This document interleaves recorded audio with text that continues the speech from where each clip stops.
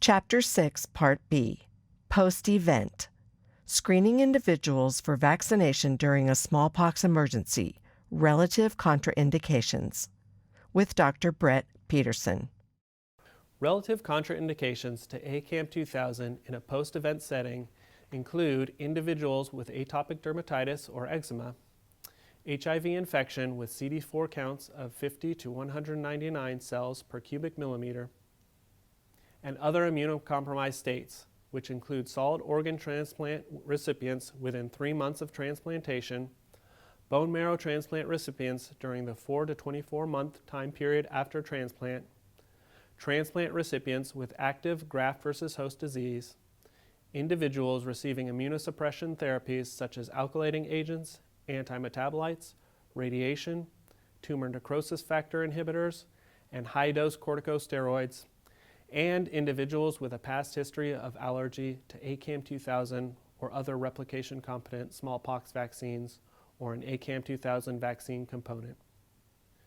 The decision to vaccinate with ACAM2000 will be based on a risk-benefit assessment, including the risk for smallpox infection. ACAM2000 is recommended for individuals with atopic dermatitis who have been exposed to smallpox and for individuals who have a history of being vaccinated with a replication-competent smallpox vaccine without any vaccine-related adverse events, regardless of their smallpox exposure status during the emergency. However, if the individual is at high risk for smallpox but without a known smallpox virus exposure and does not have a history of prior smallpox vaccination, then vaccination with a replication-deficient smallpox vaccine such as Imvamune is recommended if the vaccine is available and authorized for use by the Food and Drug Administration. Recommendations for individuals with HIV infection differ depending on their CD4 cell counts at the time of the smallpox emergency. Individuals with HIV infection and CD4 cell counts of greater than 200 cells per cubic millimeter who are exposed to smallpox virus or at high risk for smallpox infection should be vaccinated with ACAM2000. Individuals with HIV infection and CD4 cell counts of 50 to 199 cells per cubic millimeter who are exposed to smallpox virus should be vaccinated with ACAM2000.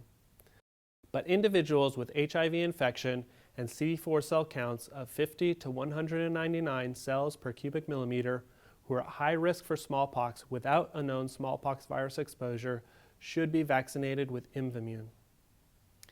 Individuals with HIV infection and CD4 cell counts of less than 50 cells per cubic millimeter may not benefit from smallpox vaccination and should follow the recommendations under individuals with severe immunodeficiency. ACAM2000 is recommended for individuals with diseases or other conditions that cause immunodeficiency or immunosuppression who have been exposed to smallpox virus unless they have severe immunodeficiency and are not expected to benefit from vaccination. But immunocompromised individuals, such as those with a recent solid organ transplant, recent bone marrow recipients, transplant recipients with active graft versus host disease, and persons currently on immunosuppressive therapies who are at high risk for smallpox infection without a known exposure to smallpox should be vaccinated with Imvamune if the vaccine is available and authorized for use by the Food and Drug Administration. Although other chronic conditions such as heart disease, diabetes mellitus, and arthritis may have some component of immunosuppression, the benefits of vaccination with ACAM2000 during a smallpox emergency likely outweigh the risk for a serious adverse event because of the relatively lower degree of immunosuppression with these conditions. Similarly, ACAM2000 is preferred to Imvamune for persons with other immunocompromising conditions such as complement or phagocytic deficiencies because these individuals are likely to produce sufficient immune responses to vaccination with no known increased risk for serious adverse events. Prior to vaccination and regardless of a smallpox virus exposure, individuals suspected of having a severe allergy to smallpox vaccination should be counseled on the risks of a severe allergic reaction. It is recommended that these individuals be vaccinated in a facility capable of treating an anaphylactic reaction. Reconstituted ACAM2000 vaccine contains trace amounts of the antibiotics polymyxin B and neomycin. It also contains phenol as a preservative.